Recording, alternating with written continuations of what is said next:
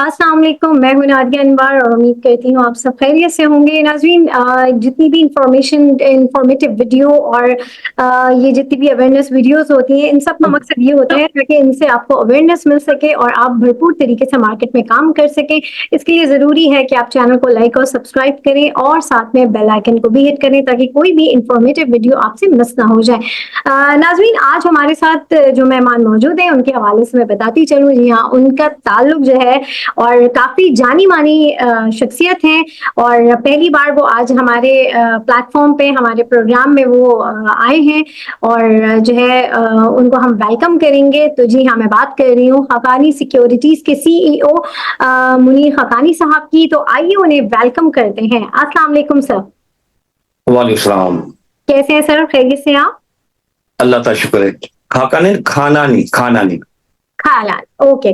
चलें, जी, तो सर यहाँ पर जो है सबसे पहले तो ये कि बहुत शुक्रिया आपका कि आपने हमारे प्रोग्राम के लिए वक़्त निकाला और इसके साथ ही सर आपका माशाल्लाह से इतना जो है पुराना एक्सपीरियंस है, आप इतने जो है आपका एक वक़्त गुज़रा है स्टॉक मार्केट में, हर तरीके का उतार-चढ़ाव आपने इस मार्केट में देखा है। इस वक़्त जो करंट सिचुएशन है, इसमें आप क्या कहेंगे कि इस वक़्त क्या करना चाहिए? क्योंकि इस वक़्त जो है हम देख रहे हैं कि इस वक़्त मुसलसल सेलिंग हो रही है और जो है लोग जो है इस वक़्त मार्केट से जो है वो एग्ज़िट करते जा रहे हैं और कुछ पता नहीं कि वो वापस आते भी हैं कि नहीं आते हैं और जो है वॉल्यूम बिल्कुल भी नहीं है। तो इस पूरी सूरत-ए-हाल में आप क्या देखते हैं, क्यों इस तरीके से हो रहा है? लोगों का इंटरेस्ट भी कम हो रहा है, क्या सारे मामलात हैं? थोड़ा-सा इसके ऊपर आप हमें बताएँ। जी। जैसे किसी से भी आप बात करेंगे ना, जिसको अवेयरनेस नहीं है मार्केट के बारे में, वो कहेगा मार्केट बहुत बढ़ गई है। अगर आइटम वाइज़ की बात की जाए, तो इस वक़्त जो कल मैंने अनाउंसमेंट देखा था बैंक ऑफ फलाह का, पौने 7 रुपए अर्निंग है, 2 ढाई की पी पे मिल रहा है। क्या महँगा है। अगर वो शेयर अगर 2 ढाई की पी पे नहीं अच्छा लगता तो आप कब इन्वेस्टमेंट करेंगे? एफएफसी उठा के देख लें, एफएफबीएल उठा के देख लें, अर्निंग देखें। सेलेक्टेड आइटम में इतनी अच्छी अपॉर्चुनिटी है जिसका आप तस्वर नहीं कर सकती है। वो लोग जो मार्केट को जानते नहीं हैं और वो बगैर अवेयरनेस से काम करते हैं, वो ये बातें करेंगे कि मार्केट से आउट हो जाओ, ये हो जाओ। ये तो इस वक्त जो मार्केट गिर रही है उन लोगों के लिए अपॉर्चुनिटी है जो मार्केट को समझते हैं। तो ये राइट टाइम है इन्वेस्टमेंट का, आइटम वाइज राइट टाइम है इन्वेस्टमेंट का।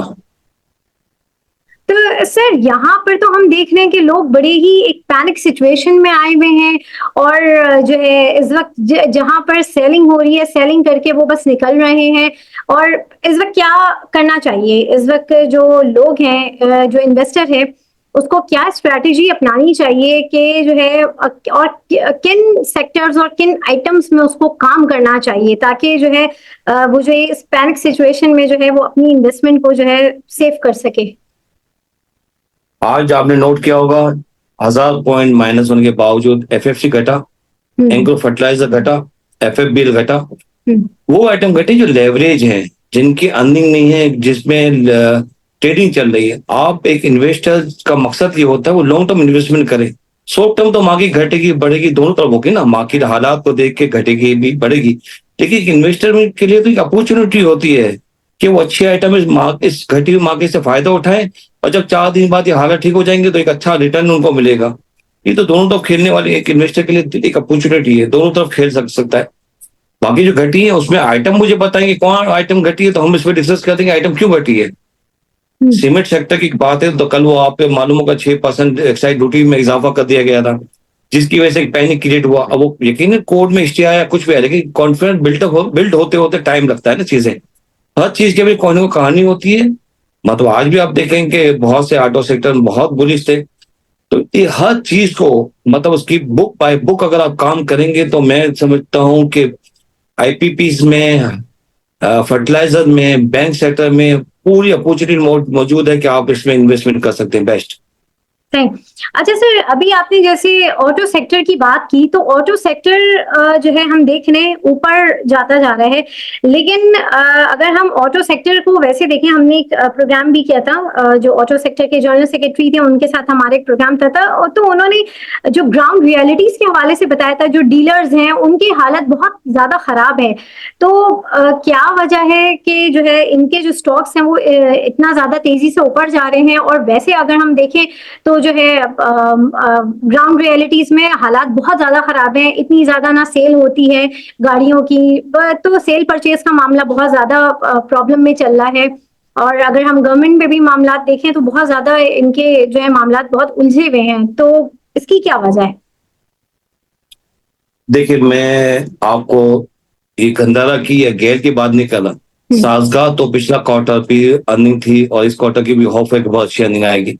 बाकी गंदारा की और गेल की अर्निंग तो मैंने पिछले क्वार्टर तक देखी थी। इसी रेट के हिसाब से कि मैं नहीं कहूंगा इसमें इन्वेस्टमेंट करनी चाहिए, लेकिन जब क्वार्टर आ जाएगा इसके बाद हम सही डिसाइड कर सकेंगे कि ये आइटम में इन्वेस्टमेंट करनी चाहिए नहीं करनी चाहिए।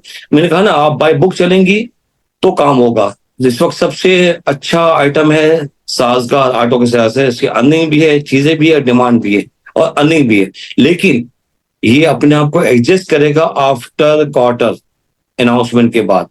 आज तक तो हमको सबको अच्छा नजर आ रहा है, लेकिन हम बाय बुक देखेंगे कि अगला क्वार्टर कैसा आता है, इसकी सेल कैसे आती है, इसका अनाउंसमेंट कैसा आता है, उसके बाद ये कंपनी कहाँ सस्टेन करेगी उसका फैसला आने वाले दिनों में होगा। सही। अच्छा सर, जैसे डिविडेंड पेइंग स्टॉक में भी जो है हमने देखा कि सेलिंग हमें नजर आई, जैसे हब पावर में, तो इस वक्त आप जो है पावर सेक्टर को कैसा देख रहे हैं? देखिए, हब पावर का मकसद है कि आजकल हमारे मीडिया पे एक ही बात चली, आईपीपीस आईपीपीस। बिल्कुल। हब पावर का वैसे भी कॉन्ट्रैक्ट 2 साल में खत्म होने वाला है। अगर वो 15 रुपए करने अर्निंग हटा दी भी जाए तो मुझे लगता है इसकी 35 जो अर्निंग रह जाएगी, और 150 दाम में तो अभी भी 5 की पीक है। और आगे अगर वो गाड़ी लाता है और गाड़ी में तब बूम नजर आता है कि साजगार जैसी चीजें हैं और ये पाकिस्तान दुनिया की बेस्ट गाड़ियों में से है, वो जब लाएगा तो एक अपॉर्चुनिटी नहीं खुल जाएगी उसके बाद। उसके लिए 4-6 महीने में वेट जरूर करना पड़ेगा कि गाड़ी कब आती है। कि इसके साइन बोर्ड में आप देखेंगे जगह जगह साइन बोर्ड लग गए हैं, तो लेकिन ना 4-6 महीने में गाड़ी भी नजर आने लगेगी, तो एक नया स्कोप खुल जाएगा। उसके बाद में देखना पड़ेगा कि कहाँ तक ले जाते हैं। मे भी पॉसिबल कि नया साजगार बन जाए। सही। सर, ये मुझे बताएं कि इस वक्त इंटरेस्ट रेट के हवाले से जैसे बात हुई कि इंटरेस्ट रेट कम भी हुआ, लेकिन मार्केट ने जो हम देख रहे हैं कि मार्केट ने क्या उसका असर नहीं लिया है, क्योंकि हम एक तरीके से जो हम देख रहे हैं, जो इस वक्त सिचुएशन चल रही है, लोग एग्जिट कर करके जा रहे हैं, हालांकि इंटरेस्ट रेट भी कम हुआ है। और दूसरा ये कि बैंकिंग सेक्टर को आगे आप कैसा देखते हैं कि क्या इंटरेस्ट रेट कम होने की वजह से आगे बैंकिंग सेक्टर जो कि इस वक्त बहुत ज्यादा बूम पे चल रहा था उसमें कुछ कमी आएगी, क्या रहेंगे, थोड़ा सा इसके हवाले से बताएं।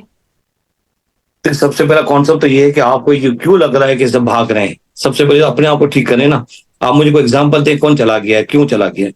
दूसरी बात बेटा, मैं आपको एक बात बता दूं कि बैंक सेक्टर में ना ये जो करंट अनाउंसमेंट जो आएंगे, कॉर्पोरेट अनाउंसमेंट, ये होंगे पिछले साल के बजट के बाद। उसमें कुछ फर्क पड़ेगा कि वो जो पैसे जो राइट ऑफ किया करते थे उस पे अब वो टैक्स बेनिफिट नहीं मिलेगा, तो थोड़ा सा अर्निंग में फर्क पड़ सकता है।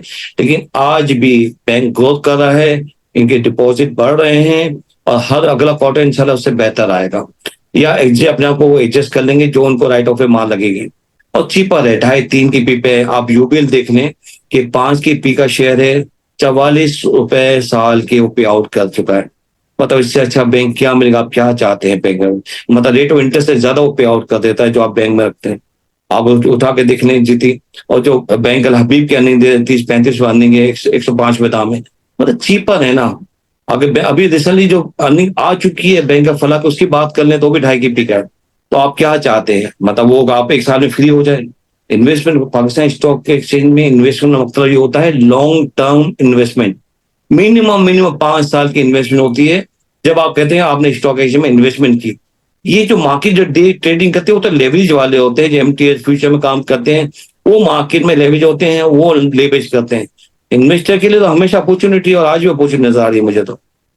अच्छा सर, बड़ी जो है आप होपफुली बातें कर रहे हैं, क्योंकि इस वक्त हमारे जो इन्वेस्टर्स हैं, करंट जो इंटरनेशनल सिचुएशन है और मुल्की सिचुएशन भी अगर हम देख रहे हैं, क्योंकि यहाँ पर बहुत सारे लोगों को ये भी एक है कि पता नहीं हुकूमत अपना टेन्योर पूरा करती भी है कि नहीं करती है। तो उस हवाले से भी मार्केट की क्या सिचुएशन रहेगी, एक वो भी एक थ्रेट की तरह उनको लग रहा है। अब सर मैं ये पूछना चाहूंगी कि कंस्ट्रक्शन के हवाले से मुझे बताएं कि जैसे अभी इस वक्त पूरे मुल्क में इस वक्त कंस्ट्रक्शन बंद है और जो है सेल भी कम हुई हुई है, तो जो सीमेंट सेक्टर में जो डिविडेंड पेइंग स्टॉक भी जो है वो मतलब वो इतने नहीं है, तो आप क्या समझते हैं कि इस मतलब इस पैनिक सिचुएशन में इस वक्त जो है क्या इस सेक्टर पे असर पड़ेगा? देखिए बेटा, मैं आपको एक बात बताऊं, सीमेंट सेक्टर लेवरेज कंपनी है, उसमें उन कंपनियों में इन्वेस्टमेंट करनी चाहिए जो कम से कम लेवरेज है। लकी सीमेंट है, एसवे सीमेंट है, कोहाट सीमेंट है, ऐसी आइटमें जो पे आउट भी करती हैं और कम से कम लेवरेज है, वो मुकाबला कर सकती है। लेवरेज के बाद आपकी कॉस्ट ऑफ सेल बढ़ जाती है, तो आपको एक चॉइस करनी पड़ेगी कि सीमेंट हर सेक्टर में वो सेक्टर जो कम से कम लेवरेज हो उसमें काम करें। वो कंपनी आपको पे आउट भी करेगी, ग्रो भी दे, आपको डिविडेंड भी देगी और इसमें आपको कैपिटल गेन भी मिलेगा। सही। सर इस वक्त हम देख रहे हैं कि जैसे रिजल्ट सीजन भी है और इस वक्त मार्केट बहुत ज्यादा प्रेशर में भी है, तो जो है इस वक्त आप कौन से सेक्टर्स को या कौन से स्टॉक को आप जो है ये कहते हैं कि हाँ इनमें काम करना इस वक्त सेफ है? फर्टिलाइजर सेक्टर, आईपीपीस और बैंक्स, ये तीन सेक्टर ऐसे हैं जिसमें आप स्मूथली विद कॉन्फिडेंस आप इन्वेस्टमेंट कर सकती हैं और आपको एक अच्छा रिटर्न देंगे इंशाल्लाह ताला। आने वाले दिनों में कंटिन्यू पे आउट करती रहेंगी। सही। और सर ये जो अभी मार्केट की जो इस तरह की भी ये जो एक तरीके का मैं कहूँ कि रोलर कोस्टर किस्म की जो है ये सिचुएशन जो है वो चल रही है कि 2 दिन मार्केट मंदी में रहती है, फिर 2 दिन जो है वो तेजी में आ जाती है। तो इसमें जो इन्वेस्टर होता है वो थोड़ा सा परेशान हो जाता है कि जो आइटम उसके पास होती है वो उसको होल्ड रखे या फिर सेल करके निकल जाए। तो जरा उन आइटम्स के हवाले से भी थोड़ा सा आप हमें बताएं कि कौन से ऐसे आइटम हैं जो वो मंदी और तेजी में जो है वो जो है आगे वो सेफ रहेंगे इन्वेस्टर के लिए। बेटा सबसे पहले तो आप जिन इन्वेस्टर की बात कर रहे हैं वो इन्वेस्टर है ही नहीं, वो बेसिकली ट्रेडर है जो डे ट्रेडिंग करते हैं, इन आउट करते हैं, हार जीत करते हैं और निकल जाते हैं। वो ट्रेडर नहीं है। इन्वेस्टर का मतलब है लॉन्ग टर्म इन्वेस्टमेंट। जो आइटम मैंने बताई, बैंक, फर्टिलाइजर, आईपीपी, उसमें वो ले भी सकते हैं, इन्वेस्टमेंट भी कर सकते हैं, शॉर्ट टर्म सेल भी कर सकते हैं, शॉर्ट टर्म बाय भी कर सकते हैं। लेकिन पैसे उस वक्त बचेंगे बेटा जब वो लॉन्ग टर्म इन्वेस्टमेंट करेंगे। नहीं। अच्छा सर, जैसे अक्सर मार्केट में लोगों से बात करते हैं तो उनसे ये पता चलता है कि भाई ओजीडीसी पीपीएल जो है वो अच्छा है, उसमें हम काम कर सकते हैं। तो ये मुझे बताएं, हालांकि डिविडेंड उसमें नहीं आना है इतना कोई, लेकिन मुझे ये बताएं कि ऑटो सेक्टर ज्यादा बेहतर रहेगा या फिर जो है ये ऑयल एंड गैस सेक्टर की तरफ जो है लोगों को करना चाहिए काम? देखिए बेटा, दोनों की अलग अलग कहानियां हैं। OGDC, PPL, northern, southern, PSO, इनका क्या मसला है? सर्कुलर रेट का मसला है। जिस रेट में वो सब मिल रही है, मुफ्त कोरियो के दाम मिल रही है। ओजीडीसी की अर्निंग है 50 रुपए और 110 130 रुपए दाम है। कोरियो का 2.5 की पे मिल रहा है।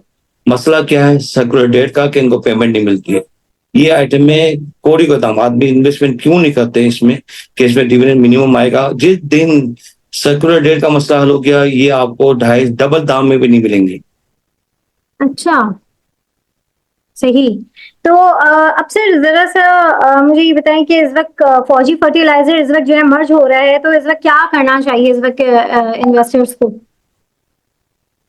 अर्निंग देखें, बेस्ट इन्वेस्टमेंट है। फौजी क्या, एफएफबीएल है या के, आप सबसे पहले फौजी एफएफसी ले लेना, और जिसकी अर्निंग देखें उसमें 10 रुपए डिविडेंड भी है, उसको आप ले लें, बेस्ट दाम है और आपको मतलब बहुत सस्ता मिल रहा है इसकी अर्निंग के मुताबिक। तो अगर मर्ज होने का मेन मकसद, मुझे जो मर्ज होने की मेन वजह नजर आ रही है ना, वो डिविडेंड, वो टैक्स बचाना है कि दोनों कंपनी के इन्वेस्टमेंट एक दूसरी कंपनी में है, अगर मर्ज हो जाएंगी तो वो जो डिविडेंड है, डिविडेंड पे फिर टैक्स लगता है डबल, वो बच जाएगा। इन कॉर्पोरेट टैक्स जो कहते हैं ना, जो आपको जो कंपनी से कंपनी करते हैं, मुझे उसका सही वर्ड याद नहीं आ रहा, वो बच जाएगा आपका मर्ज होने में। अच्छा, सही। अच्छा सही, आपने जैसे अभी प्रोग्राम में शुरू में भी बात की हमने कि जैसे लोग जो है जो फ्यूचर में काम करते हैं और लेवरेज और मर्ज में जो काम करते हैं, तो इनको क्या करना चाहिए? क्या इनको जो है आगे इनके लिए लॉस है, क्या है? इस वक़्त जो करंट सिचुएशन मार्केट की है, उन लोगों को आप क्या सजेशन देंगे, जो लोग इसमें काम जो करते हैं? लेवरेज में, जो एमटीएस में काम करते हैं, लेवरेज में काम करते हैं, वो जिंदगी में कभी नहीं कमा सकेंगे, वो मौत है उनके लिए। जब तक वो इन्वेस्टर नहीं बनेंगे बेटा, वो नहीं कमा सकते। 20% की कॉस्ट और दूसरे एक्सपेंस निकाल के वो इनसाइड ट्रेडिंग पे तो समझ कमा सकते हैं, लेकिन बहुत मुश्किल है। 99% आदमी हार जाएंगे, 1% कमा सकते हैं तो कमा सकते हैं। ये मौत है बेटा, लेवरेज में काम करना मौत है। सही। सर अभी जैसे कि स्टॉक मार्केट ने जो है जो फाइलर थे, नाउन फाइलर के जो टैक्स हैं वो बराबर कर दिए हैं, एक फेवर दिया है। तो अब ये मुझे बताइए, जो डिविडेंड आएंगे तो क्या वो भी सेम ही होंगे, या फिर जो है जो नाउन फाइलर्स हैं उनके डिविडेंड कम होंगे? थोड़ा सा इसके हवाले से बताएं। वो अमाउंट 6 लाख तक का है, 6 लाख के अमाउंट तक मेरा कैपिटल गेन नॉर्मल रखा है। इसके बाद अगर वो मजीद डिविडेंड जो बोनस आएगा, ये अगर मुनाफा होगा कैपिटल गेन, तो उस पर 15 से मेरा डबल हो जाएगा बेटा। 6 लाख तक मिनिमम कैश पे फ्री किया हुआ है। सही।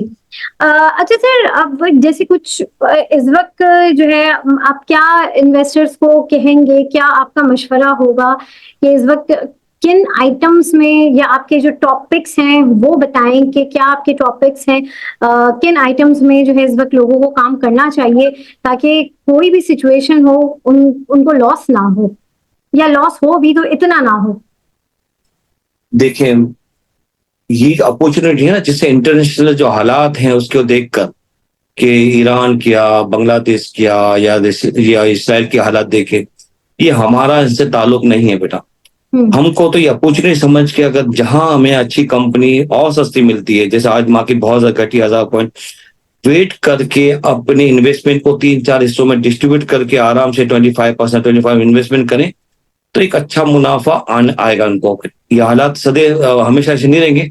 चंद दिन बाद ये भूल जाएंगे ईरान में क्या मामला हुए थे, कि ईरान इसराइल पे क्या करता है। उस हफ्ता 10-15 दिन बाद ये बातें खत्म हो जाएंगी और मार्केट अपनी जगह को सस्टेन करेगी, अपनी जगह पे आ जाएगी। तो ये अपॉर्चुनिटी है, लिमिटेड 25,000 इन्वेस्टमेंट करें। हर जगह इन्वेस्ट, हर टाइम पे वो कंपनी है जो पे आउट करती है और चीपर है, जैसे बैंक, फर्टिलाइजर, आईपीपी, उसको लें तो एक अच्छी अपॉर्चुनिटी मिलेगी इंशाल्लाह ताला। सही। अच्छा सर, ये पीआईए पे अभी हम देख रहे हैं कि एकदम से जो है वो अपर लॉक की तरफ जा रहा है, ये क्या वजह है? क्या प्राइवेटाइज हो रही है, इस वजह से ऐसा हो रहा है? थोड़ा सा इसको एक्सप्लेन कर दें प्लीज। बेटा, पीआई की हिस्ट्री उठा के देख लें, हिस्ट्री उठा के देख लें, कभी को पे आउट नहीं किया। उस आइटम को मैं तो एडवाइस करूंगा स्क्रीन पे होना भी नहीं चाहिए कि इसमें क्या काम हो रहा है। जब प्राइवेट हो जाएगा, जो बायर होगा उसको देख के 50 रुपए में लेंगे, 100 रुपए में इन्वेस्टमेंट करेंगे। लेकिन अभी इसमें काम करने वाला, हम इसको पता ही नहीं कि पीछे क्या हो रहा है, तो इसमें काम करना, मैं तो किसी भी अपने क्लाइंट को एडवाइस नहीं करता वो पीआई में काम करे। ऐसी आइटम जिसमें कहानी हो, उसमें काम नहीं करनी चाहिए। इतनी सारी आइटम है, हजारों आइटम है, जब 300-400 आइटम है, आप जिसमें अच्छी लगे काम कर लें। लेकिन इस आइटम में जो कहानी है कि हुकूमत ये काम करे, हुकूमत ये काम करे, जब हुकूमत पूरा काम कर लेगी, इन्वेस्टर का नाम आ जाएगा, उसके बाद हम अच्छे अल्फाज देखेंगे कि दाम में हमें फिजिबल बनता है। ये लॉन्ग टर्म इन्वेस्टमेंट है, उसको आज और कल में काम करने वाला उसमें पैसे कमा नहीं सकेगा बेटा। सही। अच्छा सर, ये मुझे बताएं कि इस वक्त जो है अभी जो लोग इस वक्त समझ रहे हैं कि इस वक्त मार्केट, जैसे आपने शुरू में भी इस चीज को क्लियर किया कि मार्केट में इस वक्त जो है एग्जिट करने की जरूरत नहीं है, क्यों कर रहे हैं, जो है आपने इस चीज को भी जरा क्लियर किया। लेकिन हमारे यहाँ बहुत ये कॉन्सेप्ट है कि इस वक्त सेलिंग आती है तो लोग समझते हैं कि बस अब जो है जो भी है दे के निकलो। होल्ड करना चाहिए, लॉन्ग टर्म होल्ड करना चाहिए, शॉर्ट टर्म होल्ड करना चाहिए, क्या इस वक्त करना चाहिए? किन आइटम्स में जो है क्या स्ट्रैटेजी होनी चाहिए? बेटा, मैंने आपसे कहा ना कि सो बेस्ट साइड, मतलब ये कि बेस्ट टाइम है इन्वेस्टमेंट का। शॉर्ट टर्म इन्वेस्टमेंट करने वाला बेटा हार जीत करता रहेगा। स्टॉक का स्टॉक का मकसद ये है कि 5 से 7 8 साल 10 साल की इन्वेस्टमेंट होती है। आप अगर ये सोच के इन्वेस्टमेंट करेंगी तो ही पैसे बचेंगे, अदरवाइज आपके पैसे नहीं बचेंगे। लेवरेज में काम करना मौत है, मैंने आपसे पहले कहा था। बेस्ट मार्केट है banks, fertiliser, IPPs best investment है। आप आराम से दिल खोल के इन्वेस्टमेंट करें, इंशाल्लाह ताला आपको बहुत अच्छा कैपिटल गेन होगा। सही। और सर ये जरा बताएं कि इस वक्त जो इंटरनेशनल मार्केट, जो इस वक्त इंटरनेशनल जो है मतलब एक तरीके से वॉर सिचुएशन कह लें, अक्सर हम देखते हैं इसमें जो गोल्ड की प्राइस होती है, जो ऑयल की प्राइस होती है, स्पेशली गोल्ड की, वो हमेशा ऊपर की तरफ जाती है, लेकिन अभी हमने फर्स्ट टाइम देखा कि ये जो प्राइसेस हैं वो नीचे गई हैं। क्या वजह है? कौन सी प्राइस बेटा? गोल्ड की प्राइस। गोल्ड के बाद लाइफ टाइम हाई पे है इस वक्त तो। नहीं, आप वो तो इस वक्त हाई पे है, लेकिन अभी जो बिल्कुल जो हमने ये सिचुएशन देखी है, जो अभी इंटरनेशनल जो अभी हमने मार्केट भी देखी है कि पूरी इंटरनेशनल मार्केट जो है वो डाउन की तरफ आई है। तो अब इसमें जो है आप जब भी इस तरह की कोई सिचुएशन होती है, गोल्ड हमेशा ऊपर ही जाता है, तो गोल्ड थोड़ा नीचे आया है, वो क्या वजह है? और इसी के साथ ही एक सवाल को मैं और भी ऐड करना चाहूंगी कि मुझे ये बताएं कि इस वक्त जो सिचुएशन चल रही है, क्या उसका इम्पैक्ट पाकिस्तान को कितना होगा? क्योंकि पाकिस्तान के भी इंटरनल अपने भी इश्यूज बड़े हैं, तो इंटरनेशनल मार्केट का पाकिस्तान की मार्केट पे कितना असर होगा, जबकि इंटरनेशनल मार्केट इस वक्त डाउन हुई है? पाकिस्तान का इंटरेस्ट मार्केट से कोई ताल्लुक नहीं है। पाकिस्तान के हालात बहुत अच्छे हैं, इससे अच्छे पहले कभी नहीं थे बेटा जो आज हैं। और पाकिस्तान के हालात हमेशा इसी हैं। अगर पाकिस्तान के हालात अगर इंटरनेशनल हालात की तरफ हो जाएं, अमेरिका जैसे हो जाएं, यूरोप की तरफ हो जाएं, तो ये शेयर जो आपको मिल रहे हैं ना, ये 300 गुना ऊपर मिलेंगे बेटा, 300 गुना। वहां क्या पी चल रही है, हमारे क्या पी है। तो ये हालात हम उससे कंपेयर कर रहे हैं। ये हालात खराब होने की वजह से 2.5 और 3 की पी पे शेयर मिल रहे हैं, तो अदरवाइज मिलते नहीं बेटा। आपको जो शेयर मिल रहे हैं इस वक्त मुल्क के हालात की वजह से ही मिल रहे हैं। मतलब ओजीडीसी का 50 रुपए अर्निंग हो, गवर्नमेंट के शेयर है, सेफ है, उसमें इश्यू है, जब भी तो आपको 2.5 की पी मिल रहा है ना। तो जो शेयर मिल रहे हैं आपको इन्वेस्टमेंट के लिए, उनकी वजह ये है कि मुल्क के हालात तो हमारे वैसे ही हमेशा की तरह खराब ही हैं और ऐसे ही रहेंगे। पिछले 70 साल से ऐसे ही है बेटा, ऐसे ही रहेंगे। और इसमें कोई अगर अल्लाह ताला करे कोई तब्दीली आ जाए, बेहतर हो जाए, लेकिन हालात इस वक्त भी बेस्ट है, मैं समझता हूँ। इसमें हमेशा मैं तो पिछले 70 साल से देख रहा हूँ, वैसे ही हालात है। सही। हम बातें करते हैं मुल्क के हालात खराब ही, इसी तरह से है, मुल्क चलता है। सही। सर एक आखिरी सवाल ये करना चाहूंगी मैं आपसे कि जैसे हम देखते हैं इन्फ्लेशन के नंबर कम आते हैं, जो कि हमें नंबर्स में नजर आते हैं ऑल ओवर। वैसे तो हमें इन्फ्लेशन कहीं पे कम नजर नहीं आता, लेकिन नंबर्स में कम आते हैं। इस वक्त जितने भी बिजनेसेस पाकिस्तान में चल रहे हैं, स्टॉक मार्केट एक ऐसा है जो बहुत जो है एक स्टेबिलिटी के साथ जो है वो चल रहा है। गवर्नमेंट को मजीद और क्या इकदाम लेने चाहिए ताकि जो है ये स्टेबिलिटी जो है जो स्टॉक मार्केट की है वो कायम रहे, बाकी और दूसरे बिजनेसेस जो इन्फ्लेशन के उतार चढ़ाव की वजह से इफेक्ट हो रहे हैं, इसमें वो इफेक्ट ना आए? देखिए, मेरा तो एक ही कॉन्सेप्ट है, जितना टैक्स कम होगा इतनी कम चोरी होगी। आप बिजली के दाम बढ़ाते रहें, चोरी बढ़ती रहेगी। आप गैस के दाम बढ़ाते रहें, चोरी बढ़ती रहेगी। जस्ट आप ऐसा कर दें कि इसमें मिनिमम टैक्स होगा, यकीन अच्छा मतलब टैक्स भी आएगा, आदमी चोरी से अवॉइड करेगा। लेकिन चोरी इस हद तक मतलब ये कि टैक्स इस हद तक बढ़ गया कि आदमी मजबूर हो गया है, सुपर टैक्स चीजें हर चीज में। क्यों किसी तरह से भी कहता किस तरह टैक्स से चोरी की जाए ताकि मैं अपना घर सर्वाइव कर सकूं। मतलब आप देखिए, कमाने के बाद सुपर टैक्स भी है इसमें, आपने मैक्सिमम टैक्स लेने के बाद भी हमें वो रेवेन्यू ढूंढने पड़ेंगे जहां से टैक्स नहीं आता। अगर मुल्क कोई कामयाब सिर्फ लेके जाना है तो हमें वो रेवेन्यू ढूंढने पड़ेंगे जहां से टैक्स आ सकता है। 70% सबसे पिछावर तबका है जिसमें सबसे ज्यादा टैक्स है, उनको रिलीफ देने की बहुत ज्यादा जरूरत है। इसके अलावा भी कुछ नए रेवेन्यू ढूंढने चाहिए जहां से टैक्स आ सकता हो। सही, बिल्कुल। बहुत शुक्रिया सर मुनीर आपका, आपके वक्त का, और आपने बड़ी अच्छी इंफॉर्मेटिव बातें हमारे साथ शेयर की। और नाज़रीन, इसके साथ ही मैं आप लोगों से सेशन से इजाजत लूंगी। आप लोगों से इंशाल्लाह फिर मुलाकात होगी, तब तक के लिए अल्लाह हाफिज। Thank you.